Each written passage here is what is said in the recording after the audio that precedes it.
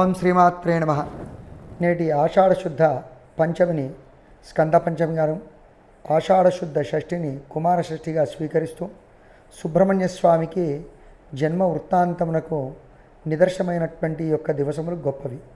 దీనికి కారణము పూర్వము పార్వతీ పరమేశ్వర స్వామివారు ఏకాంతంలో ఉన్నప్పుడు మరి ఆ యొక్క అగ్నిదేవుడు పావు రూపంలో అక్కడికి ప్రవేశింపగా సదాశివుడు తన యొక్క కోపమును మరి అగ్ని తేజస్సుతో ఆ పావురంలో బంధింపజేయగా పావురం దాన్ని భరింపలేక గంగానదిలో విసర్జింపజేయుచున్నది.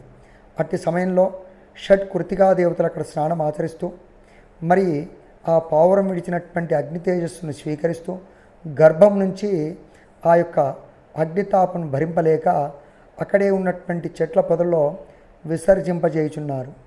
ఎప్పుడైతే ఆ యొక్క తేజస్సు వీర్యము మరి చెట్ల పొదల్లో బాలుని రూపంలో ఉద్భవిస్తుందో మరి ఆ బాలుని స్కందుడుగా వ్యవహరిస్తూ మరి విశేషంగా షట్ కృతికా దేవతలుగా ఉన్న 6 ముఖములు కలిగినటువంటి ఆ బాలునికి షణ్ముఖుడు సుబ్రహ్మణ్య స్వామిగా వ్యవహరిస్తారు.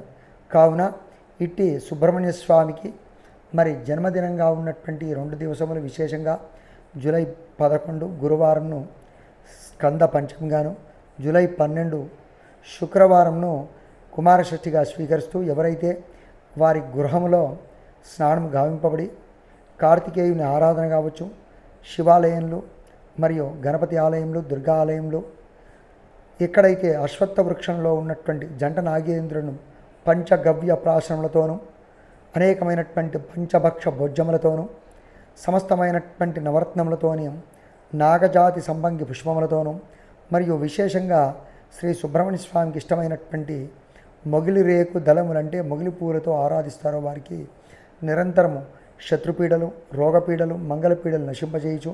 గృహస్థ ధర్మంలో ఉన్నటువంటి వారికి గృహ సౌభాగ్యములు, వివాహం కానిటువంటి వారికి మంగళ దోషములు హరింపబడుతూ వివాహంలో, రుణపీడలు కలిగినటువంటి వారికి రుణపీడలు నశిస్తూ ఐశ్వర్యం లభిస్తుంది.